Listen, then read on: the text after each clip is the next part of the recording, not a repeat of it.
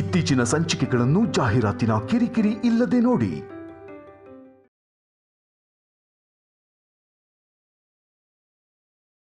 ಕಲ್ಯಾಣಿ ಮೇಲೆ ಕೋಪ ಇದ್ರೆ ಕಲ್ಯಾಣಿ ಮೇಲೆ ತೋರ್ಸು, ಅನ್ನದ ಮೇಲಲ್ಲಪ್ಪ. ಅನ್ನ ಪರಬ್ರಹ್ಮ ಸ್ವರೂಪ, ಬೇಡ ಅಂತ ಹೇಳ್ಬಾರ್ದು. ಬಾ ಬಾ.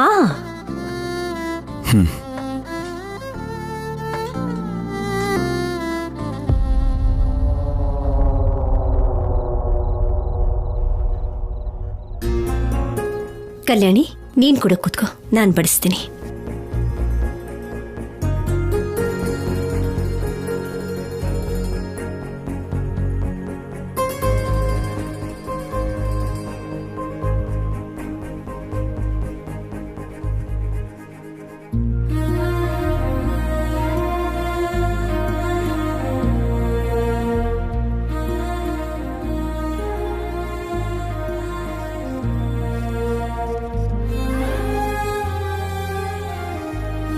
ಶೌರ್ಯ, ನನ್ನ ಕಲ್ಯಾಣಿ ಹೇಗೋ ನೀನು ಕೂಡ ಹಾಗೆ ಕಣೋ. ನಿಮ್ಮಿಬ್ರಲ್ಲಿ ಹರಿತಾ ಇರೋದು ನಮ್ಮ ವಂಶದ ರಕ್ತನೇ.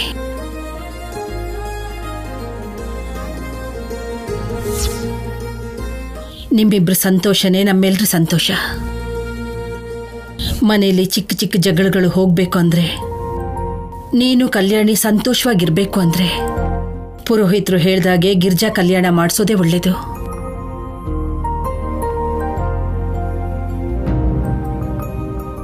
ಅಗತ್ಯ ಇಲ್ಲ.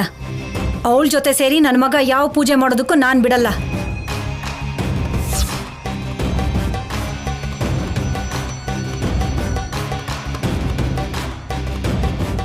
ಅವನನ್ನ ಕರಿ ಅಂತ ಹೇಳಿದ್ದಕ್ಕೆ, ಅವನ ಮೇಲಿನ ಪ್ರೀತಿಗೆ, ಅವನ ಮೇಲಿರೋ ಕಾಳಜಿಗೆ ಅವನ್ನ ಕರೆದ್ಲು ಅಂತ ಅನ್ಕೊಂಡಮ್ಮ.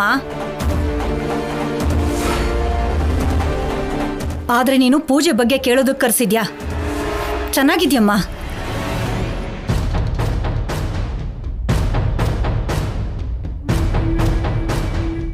ದಮಯಂತಿ, ನಿಮ್ಮ ಅಮ್ಮಂದು ನಿನ್ನ ಹಾಗೆ ವಕ್ರ ಬುದ್ಧಿ ಅಲ್ಲ, ಒಂದೇ ಕಡೆ ಯೋಚನೆ ಮಾಡೋದಕ್ಕೆ.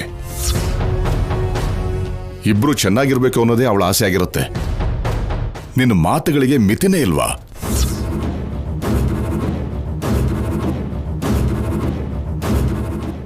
ಸಾರಿ ಅಜ್ಜಿ, ನನಗೀಗ ಯಾವ ಪೂಜೆ ಮಾಡೋದಕ್ಕೂ ಮನಸ್ಸಿಲ್ಲ. ನಮ್ಮ ಅಮ್ಮನ ಮನಸ್ಸಿಗೆ ನೋವಾಗಿದೆ, ಅವ್ರ ಕಾಲಿಗೆ ಏಟು ಬಿದ್ದಿದೆ.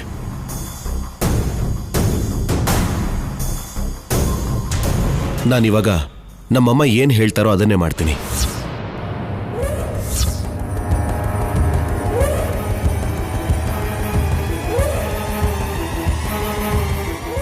ನಿಮಗೆ ನಮ್ಮೆಲ್ಲರ ಸಂತೋಷ ಎಷ್ಟು ಮುಖ್ಯನೋ, ನನಗೆ ನಮ್ಮಮ್ಮನ ಸಂತೋಷನೂ ಅಷ್ಟೇ ಮುಖ್ಯ.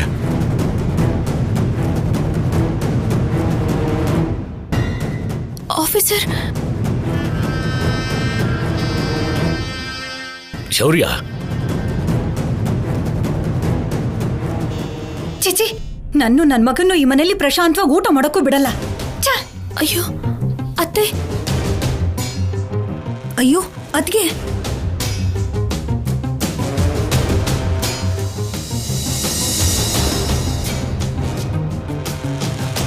ಬಾಯಿ ಬಿಟ್ಟು ಎಲ್ರು ಸಂತೋಷಕ್ಕೆ ಕೇಳಿದ್ರು. ಶೌರ್ಯನ ಮನಸ್ಸು ಬದಲಾಗ್ಲಿಲ್ಲ ಅನುಪಮ. ಹೇಗೆ ಇವಾಗೇನ್ ಮಾಡೋದು? ಶೌರ್ಯ ದಮಯಂತಿ ಬಗ್ಗೆನೇ ಯೋಚನೆ ಮಾಡ್ತಾ ಈ ಪೂಜೆಗೆ ಒಪ್ಕೊಳ್ತಾ ಇಲ್ಲಮ್ಮ. ದಮಯಂತಿ ಹೇಳೋವರೆಗೂ ಶೌರ್ಯ ಪೂಜೆ ಕೂತ್ಕೊಳ್ಳಲ್ಲ. ಆದ್ರೆ ಆ ರಾಕ್ಷಸಿ ಯಾಕೆ ಹೇಳ್ತಾಳೆ? ನಾವು ಅಂದ್ರೇನೆ ಜಗಳ ಆಡೋದಕ್ಕೆ ಬರ್ತಾಳೆ. ಏನ್ ಮಾಡೋದು ಅಂತ ಅರ್ಥ ಆಗ್ತಿಲ್ಲ. ಅಜ್ಜಿ, ನೀವು ಜಾಸ್ತಿ ಯೋಚನೆ ಮಾಡಿ ನಿಮ್ಮ ಆರೋಗ್ಯನ ಹಾಳು ಮಾಡ್ಕೋಬೇಡಿ. ನನ್ನ ಹಣೆ ಬರದಲ್ಲಿ ಹೇಗೆ ಬರ್ದಿದ್ಯೋ ಹಾಗಾಗತ್ತೆ. ಹಣೆ ಬರನ ನೋಡ್ತಾ ಹೇಗ್ ಬಿಟ್ಬಿಡ್ತೀವಿ? ಖಂಡಿತ ಗಿರ್ಜಾ ಕಲ್ಯಾಣ ನಡೆಯುತ್ತೆ ಅನ್ನೋ ನಂಬಿಕೆ ನನಗಿದೆ.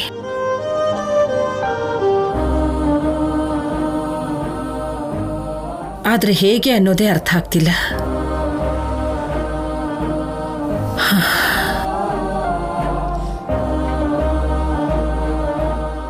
ಆ ಈಶ್ವರ ಯಾವುದೋ ಒಂದು ದಾರಿ ತೋರಿಸ್ದೇ ಇರೋದಿಲ್ಲ.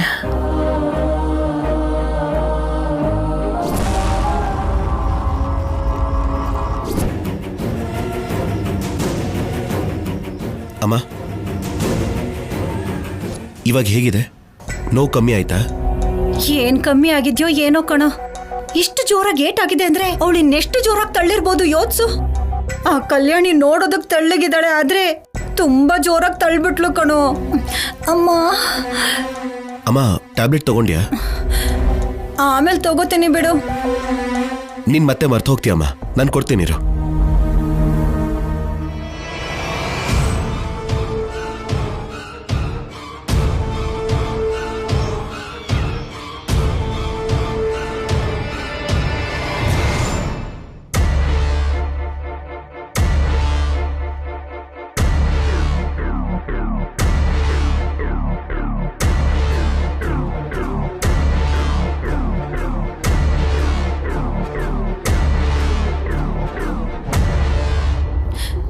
ಶೌರ್ಯ, ಟ್ಯಾಬ್ಲೆಟ್ ತಗೊಂಡ್ರೆ ಈ ನೋವು ಕಮ್ಮಿ ಆಗತ್ತೆ, ಆದ್ರೆ ಮನ್ಸಿಗೆ ಶಾಂತಿನೇ ಇಲ್ದೇ ಇರೋ ಹಾಗಾಗಿದೆ. ಅಮ್ಮ, ನೀನ್ ಅವ್ರ ಮಾತನ್ನ ಮನ್ಸಿಗೆ ಹಾಕೋಬೇಡ.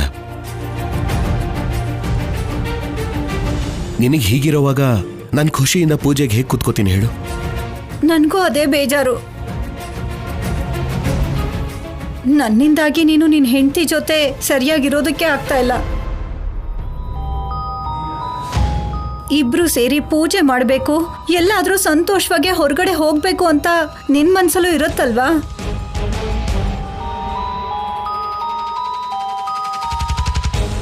ನನ್ನಿಂದಾಗಿ ನಿಮ್ ಚಿಕ್ಕ ಚಿಕ್ಕ ಆಸೆಗಳೆಲ್ಲ ಹಾಗೆ ಉಳ್ದು ಹೋಗ್ತಾ ಇದೆ ಕಣೋ. ಅದೇ ನನಗ್ ಬೇಜಾರು. ಅಮ್ಮ, ನನಗೆ ಯಾವತ್ತಿದ್ರೂ ನನ್ನ ಖುಷಿಗಿಂತ ನಮ್ಮವರ ಖುಷಿಯೇ ತುಂಬಾ ಮುಖ್ಯ. ನೀನು ನಿನ್ನ ಕೈಯಾರೆ ಮಾಡಿಸಿದ್ರೆ ಮಾತ್ರ ಯಾವ ಪೂಜೆಲಾದ್ರೂ ಕೂತ್ಕೋತೀನಿ, ಯಾವ ಹೋಮ ಬೇಕಾದ್ರೂ ಮಾಡ್ತೀನಿ, ಸರಿನಾ? ನಿನ್ ಪ್ರೀತಿ ನನಗ್ ಗೊತ್ತು ಕಂದ. ನೀನ್ ರೆಸ್ಟ್ ತಗೋಮ್ಮ.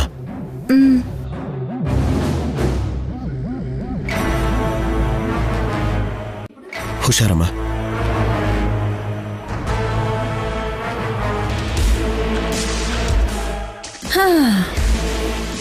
ಅಮ್ಮಯ್ಯ, ಇವಾಗ ನನ್ನ ಮನ್ಸಿಗೆ ಸ್ವಲ್ಪ ನೆಮ್ಮದಿ ಸಿಕ್ತು.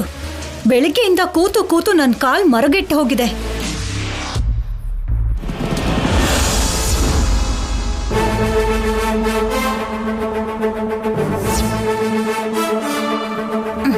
ಅಮ್ಮ,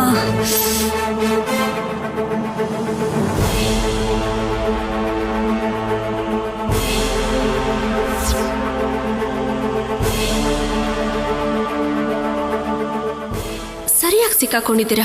ಇವಾಗ ಮಾಡ್ತೀನಿ ನೋಡಿ.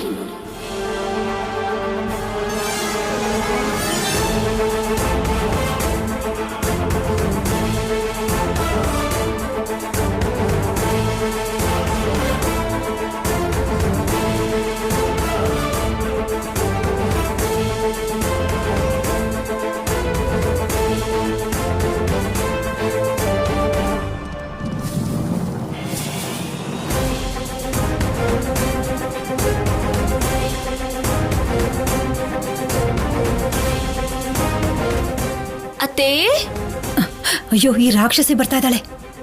ಅತ್ತೆ, ಅಮ್ಮ, ಇನ್ನೂ ಪೇನ್ ಕಮ್ಮಿ ಆಗಿಲ್ವಾ ಅತ್ತೆ? ನೀನೇನಾದ್ರೂ ನಿಧಾನಕ್ಕೆ ತಳ್ಳಿದ್ಯಾ ಅಷ್ಟು ಬೇಗ ಕಮ್ಮಿ ಆಗಕ್ಕೆ? 2-3 ದಿನದ ಮೇಲಾಗತ್ತೆ ಅಂತ ಡಾಕ್ಟರ್ ಹೇಳೋವಾಗ ನೀನು ಕಿವಿಯಲ್ಲಿಟ್ಕೊಂಡಿದ್ದೆ. ಹಾಗಾದ್ರೆ ಅತ್ತೆ, ಅಜ್ಜಿ ಹೇಳಿರೋ ಹಾಗೆ ಗಿರಿಜಾ ಕಲ್ಯಾಣನ ನಡೆಸೋದಕ್ಕೆ ಆಗೋದಿಲ್ವಾ? ಡೌಟಾ? ನಾನು ಸತ್ರು ಒಪ್ಕೊಳ್ಳಲ್ಲ. ಮನ್ಸನ್ನ ಬದಲಾಯಿಸ್ಕೊಳ್ಳಲ್ವಾ? ಈ ದಮಯಂತಿ ಹಠ ಹಿಡಿದು ಪಟ್ಟು ಎರಡೂ ಒಂದೇ. ಒಂದು ಸಲ ತೀರ್ಮಾನ ತಗೊಂಡ್ರೆ ಬದಲಾಯಿಸಲ್ಲ. ಈಗ ನಾನೊಂದು ವಿಡಿಯೋ ತೋರಿಸ್ತೀನಿ, ಅದನ್ನ ನೋಡಿದ ತಕ್ಷಣ ನೀವೇ ಗಿರಿಜಾ ಕಲ್ಯಾಣಕ್ಕೆ ಒಪ್ಕೊಳ್ತೀರಾ. ಅಬ್ಬಾ, ನನ್ ಮನ್ಸು ಬದಲಾಯಿಸೋ ಅಂಥದ್ದು ಏನಿದೆ ಅದರಲ್ಲಿ? ನಾನು ಯಾಕೆ ಹೇಳಿ, ನೀವೇ ಅದನ್ನ ನೋಡಿ.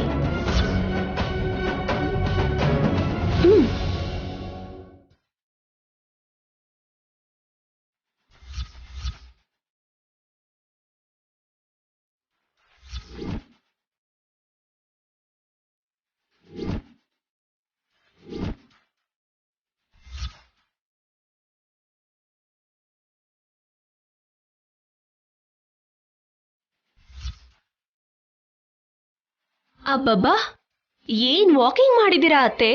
ಆಶ್ಚರ್ಯ ಪಡೋ ವಿಷಯ ಏನು ಅಂತ ಅಂದ್ರೆ ಕಾಲಷ್ಟು ನೋವಿದ್ರು ನೀವ್ ನಡೆಯುವಾಗ ಮಾತ್ರ ಒಂದ್ ಕಡೆನೂ ಕುಂಟ್ಲಿಲ್ಲ. ಕಲ್ಯಾಣಿ, ಮೊಬೈಲ್ ಕೊಡಿಲಿ. ರಿಕ್ವೆಸ್ಟಾ? ಆರ್ಡರಾ? ಅಷ್ಟಕ್ಕೂ ನಿಮ್ಮ ಹತ್ರ ಯಾಕೆ ಮಾತಾಡ್ಲಿ? ಈ ವಿಡಿಯೋನ ಆಫೀಸರ್ಗೆ ತೋರಿಸಿದ್ರೆ ಆಫೀಸರೇ ಗಿರ್ಜಾ ಕಲ್ಯಾಣಕ್ಕೆ ಒಪ್ಕೊಳ್ತಾರೆ. ನಿಮ್ ನಿಜವಾದ ಬಣ್ಣ ನಿಮ್ ಮುದ್ದಿನ ಮಗಂಗೆ ಗೊತ್ತಾಗೋಗುತ್ತೆ. ಈಗ ನಿನ್ಗೇನ್ ಬೇಕು? ಗಿರಿಜಾ ಕಲ್ಯಾಣಕ್ಕೆ ಒಪ್ಕೋಬೇಕು ಅಷ್ಟೇ ಅಲ್ವಾ? ಇದಕ್ಕೂ ಮುಂಚೆ ಸತ್ರು ಒಪ್ಕೊಳ್ಳಲ್ಲ ಅಂತಿದ್ರಿ? ಅದೇನೋ ದಮಯಂತಿ ಹಠ ಹಿಡಿದ್ ಪಟ್ಟು ಅಂತ ಹೇಳ್ತಾ ಇದ್ರಿ. ಪ್ರಾಸ ಚೆನ್ನಾಗಿದೆ ಅಂತ ನನ್ನ ಟೈಮ್ ಚೆನ್ನಾಗಿಲ್ದೇ ಇರುವಾಗ ಹೇಳ್ಬಿಟ್ನೆ. ಆ ವಿಡಿಯೋ ಡಿಲೀಟ್ ಮಾಡು. ಏನಕ್ ಬಿಡಿ ಅತ್ತೆ, ಪ್ರತಿ ಸಲ ನೀವ್ ಈ ತರ ನಾಟಕ ಆಡೋದು, ಆಫೀಸರ್ ನನಗ್ ಬೈಯೋದು ಇದೆಲ್ಲ ಬೇಕಾ? ಒಂದೇ ಒಂದ್ಸಲ ನಿಮ್ ಬಗ್ಗೆ ಗೊತ್ತಾದ್ರೆ ಇನ್ನವರು ನನ್ಗೆ ಏನೂ ಹೇಳೋದಿಲ್ಲ. ಅಮ್ಮ, ನನ್ನನ್ನ ನಿನ್ ಸೋದರತ್ತೆ ಅಂತಲ್ಲ, ನಿನ್ ತಾಯಿ ಅನ್ಕೋ. ಆ ವಿಡಿಯೋನ್ ಮಾತ್ರ ಶೌರ್ಯಂಗ್ ತೋರಿಸ್ಬೇಡ್ವೆ. ನನ್ ತಾಯಿ ಅನ್ಕೋಬೇಕಾ? ನಮ್ಮಮ್ಮ ಆಗಿದ್ರೆ ದಿನ ನನ್ಗೆ ಮುತ್ತು ಕೊಡ್ತಿದ್ರು. ಮುತ್ತ? ನೀನ್ ಆ ವಿಡಿಯೋನ ಶೌರ್ಯಂಗ್ ತೋರ್ಸಲ್ಲ ಅಂತಂದ್ರೆ ನಿನ್ಗೆಷ್ಟು ಬೇಕೋ ಅಷ್ಟು ಮುತ್ತು ಕೊಡ್ತೀನಿ, ಹೋಗು. ಹೌದಾ? ಈ ಕಡೆ ಮತ್ತಿಲ್ಲಿ ಸಾಕ? ಆ ವಿಡಿಯೋ ಕೊಡು. ಮತ್ತೆ ಗಿರಿಜಾ ಕಲ್ಯಾಣ ನಾನೇ ಹತ್ರ ಇದ್ದು ಮಾಡಿಸ್ತೀನಿ. ನಮ್ಮತ್ತೆ ಬಂಗಾರ. ಸರಿ, ಬನ್ನಿ ಹೋಗೋಣ. ಎಲ್ಲಿಗೆ? ಆಫೀಸರ್ಗೆ ಮತ್ತೆ ಎಲ್ಲರಿಗೂ ಗಿರಿಜಾ ಕಲ್ಯಾಣಕ್ಕೆ ನೀವು ಒಪ್ಕೊಂಡ್ರಿ ಅಂತ ಹೇಳ್ಬೇಕಲ್ಲ. ಲೇ, ಈಗ ತಾನೇ ನನ್ ಶೌರ್ಯನಿಗೆ ಬೇಡ ಅಂತ ಹೇಳಿದ್ದೆ. ಮತ್ತೆ ತಕ್ಷಣ ಮಾಡಿಸ್ತೀನಿ ಅಂತಂದ್ರೆ ಅವನಿಗೆ ಅನುಮಾನ ಬರುತ್ತೆ. ಮತ್ತಿವಾಗ ಏನ್ ಮಾಡೋದು? ಅವಕಾಶ ನೋಡ್ಕೊಂಡು ನಾನೇ ಹೇಳ್ತೀನಿ. ಸರಿ, ನೀವ್ ಹೇಳಿದ ಮೇಲೆನೆ ಡಿಲೀಟ್ ಮಾಡ್ತೀನಿ. ಲೇ, ನಿಂತ್ಕೊಳ್ಳೆ. ಕಲ್ಯಾಣಿ, ಕಲ್ಯಾಣಿ! ಇದೇನ್ ಇವಳ ಹತ್ರ ಹೀಗ್ ಸಿಕ್ಕಾಕೊಂಡೆ? ಇವಾಗ ಏನ್ ಮಾಡ್ಲಿ? ಗಿರ್ಜಾ ಕಲ್ಯಾಣನ ಮಾಡಿಸ್ಲಾ ಬೇಡ್ವಾ? ಅಯ್ಯೋ,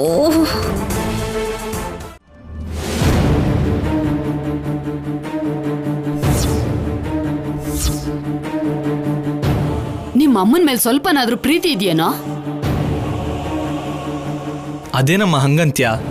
ಮತ್ತಿನ್ನೇನ್ ಅನ್ಬೇಕೋ? ಆ ಸಂಪದದಿಂದ ನಮ್ ಜೀವನನೇ ನಾಶ ಆಗೋಗಿದೆ. ಭಯ ಪಟ್ಕೊಂಡು ಸಾಯಕ್ಕೂ ಆಗದೆ ಬದುಕ್ತಾ ಇದೀವಿ. ನೀನಿನ್ನು ಆ ಸಂಪದನೆ ಬೇಕು ಅಂತಿದ್ಯಾ? ಅಮ್ಮ, ಏನ್ ನಡೀತೋ ತಿಳ್ಕೊಳ್ತೇನೆ ಮಾತಾಡ್ತಾ ಇದ್ಯಾ? ಏನ್ ತಿಳ್ಕೊಬೇಕೋ? ಅವಳಿಂದ ಅಲ್ವಾ ನಾವು ಬೀದಿಗೆ ಬಿದ್ದಿದ್ದು? ಅವಳಿಂದ ಅಲ್ವಾ ಶೌರ್ಯ ನಮ್ಮನ್ನ ಹುಡುಕ್ತಾ ಇರೋದು? ಅವಳಿಂದನೇ ಅಲ್ವಾ ನಮ್ಗೆ ಈ ಪರಿಸ್ಥಿತಿ? ಕಾಸ್ ಬಿಟ್ರೆ ಬೇರೆ ಏನು ಕಾಣಿಸ್ದೇ ಇರೋ ನನ್ನ ಕಣ್ಣಿಂದ ಇವತ್ತು ಕಣ್ಣೀರ್ ಬರ್ತಾ ಇದೆ. ಇದೆಲ್ಲ ಅವಳಿಂದನೇ ಅಲ್ವಾ? ಇಷ್ಟೆಲ್ಲ ಆದ್ರೂನು ನೀವು ಮತ್ತೆ ಅವಳೇ ಬೇಕು ಅಂತ ಹೇಳ್ತಿದ್ರೆ ಏನನ್ಬೇಕು?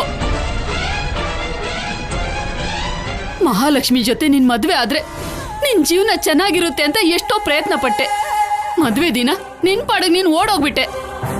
ಕನಿಷ್ಠ ನನ್ ಬಗ್ಗೆ ಯೋಚನೆ ಮಾಡ್ದ್ಯಾ? ನನ್ ತಮ್ಮ ಗನ್ ತೋರ್ಸಿದ ತಕ್ಷಣ ಏನ್ ಮಾಡ್ಬೇಕು ಅಂತ ಗೊತ್ತಾಗದೆ ಪಾರ್ಶ್ವವಾಯು ಹೊಡೆದಾಗ ಬಿದ್ದೋಗಿ ಪ್ರಾಣ ಕಾಪಾಡ್ಕೊಂಡೆ ಕಣೋ.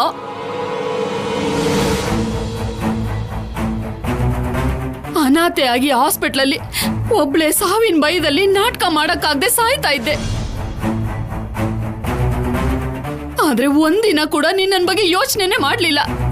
ನಿನಗ್ ಬೇಕಾಗಿದ್ದು ನಿನ್ನ ಬಿಟ್ಟು ಹೋದ್ಲಲ್ಲ ಆ ಸಂಪದ.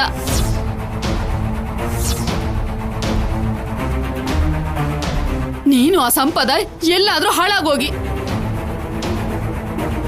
ನಿಮಗ್ ನಿಜವಾದ ವಿಷಯ ಗೊತ್ತಾದ್ರೆ ನಾನು ಅಪಾರ್ಥ ಮಾಡ್ಕೊಳ್ಳಲ್ಲ ಅತ್ತೆ.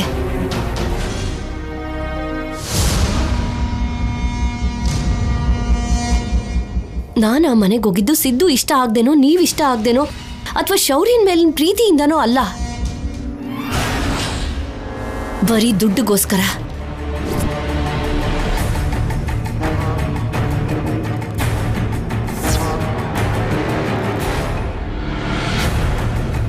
ಸಿದ್ದು ಡೈರೆಕ್ಟರ್ ಆಗ್ಬೇಕು ಅಂದ್ರೆ ದುಡ್ಡು ಬೇಕು. ಆ ದುಡ್ಡುಗೋಸ್ಕರ ಸಿದ್ದುಗಿಷ್ಟ ಇಲ್ದೇ ಇದ್ರು ಮಹಾಲಕ್ಷ್ಮಿ ಜೊತೆ ಸಲಿಗೆಯಿಂದ ಇದ್ದು ಅವ್ರ ಮಾವನ್ನ ಬ್ಲ್ಯಾಕ್ ಮೇಲ್ ಮಾಡಿ ದುಡ್ಡು ದೋಚೋಣ ಅನ್ಕೊಂಡಿದ್ರು.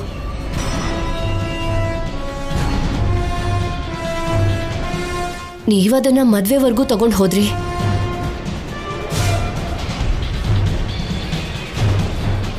ಸಿದ್ದು ನೋವು ನೋಡಕ್ಕಾಗ್ದೆ ಇಬ್ರು ಸೇರಿ ಒಂದ್ ನಿರ್ಧಾರ ತಗೊಂಡ್ವಿ. ತಾಳಿ ಕಟ್ಟೋ ಟೈಮ್ಗೆ ದುಡ್ಡಿನ ಜೊತೆ ಓಡ್ ಹೋಗೋಣ ಅನ್ಕೊಂಡ್ವಿ. ಆದ್ರೆ ಆ ಕಲ್ಯಾಣಿಯಿಂದ ನಮ್ ಪ್ಲಾನ್ ಪೂರ್ತಿ ಹಾಳಾಯ್ತು. ಇಲ್ಲಿ ಸಿದ್ದು ಅಲ್ಲಿ ನಾನು ಎಷ್ಟು ನೋವು ಪಟ್ಟಿದೀವಿ. ಇದಕ್ಕೆಲ್ಲ ಕಾರಣ ಆ ಕಲ್ಯಾಣಿ.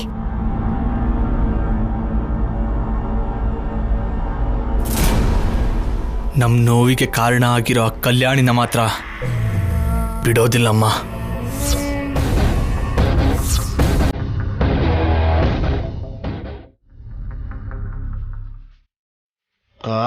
ತಲೆ ಸಿಡಿದು ಹೋಗ್ತಾ ಇದೆ. ಟ್ಯಾಬ್ಲೆಟ್ಸ್ ಎಲ್ಲಿದೆ?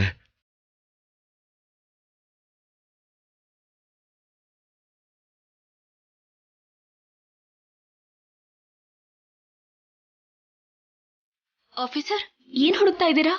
ಏನಿಲ್ಲ. ಏನು ಅಂತ ಹೇಳಿದ್ರೆ ತಾನೇ ಗೊತ್ತಾಗೋದು. ಏನ್ ಬೇಕು? ತಲೆನೋವು. ಟ್ಯಾಬ್ಲೆಟ್ಸ್ ಎಲ್ಲಿದೆ? ಟ್ಯಾಬ್ಲೆಟ್ಸ್ ಇಲ್ಲ ಆಫೀಸರ್, ಬಾಮ್ ಇದೆ, ಕೊಡ್ತೀನಿ ರೀ.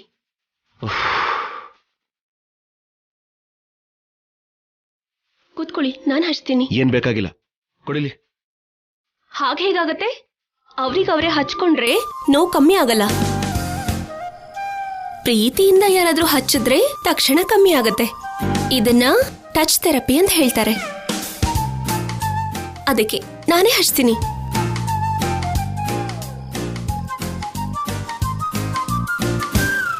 ಹಲೋ ಆಫೀಸರ್, ಏನು ಓವರ್ ಆಕ್ಟಿಂಗ್ ಮಾಡ್ತಿದ್ದೀರಾ? ಇದು ನಿಮ್ ಸ್ಟೇಷನ್ ಅಲ್ಲ, ಮನೆ. ಇಲ್ಲಿ ನೀವಲ್ಲ ಹೆಡ್ ಆಫೀಸರ್, ನಾನು.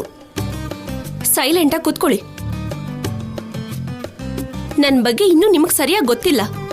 ಹೋಗ್ಲಿ ಪಾಪ, ತಾಳಿ ಕಟ್ಟಿರೋ ಗಂಡ ಅಂತ ಗೌರವ ಕೊಟ್ಟು ಸುಮ್ನೆ ಸೈಲೆಂಟ್ ಆಗಿದ್ದೀನಿ.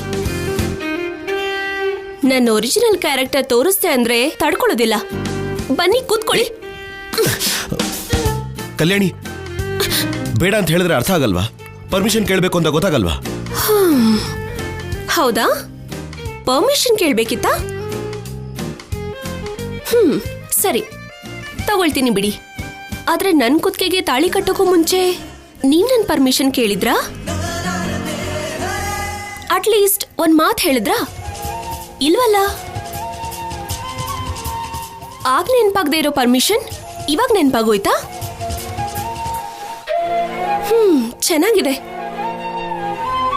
ಅದು ಬೇರೆ, ಇದು ಬೇರೆ. ಯಾವುದು ಬೇರೆ ಅಲ್ಲ.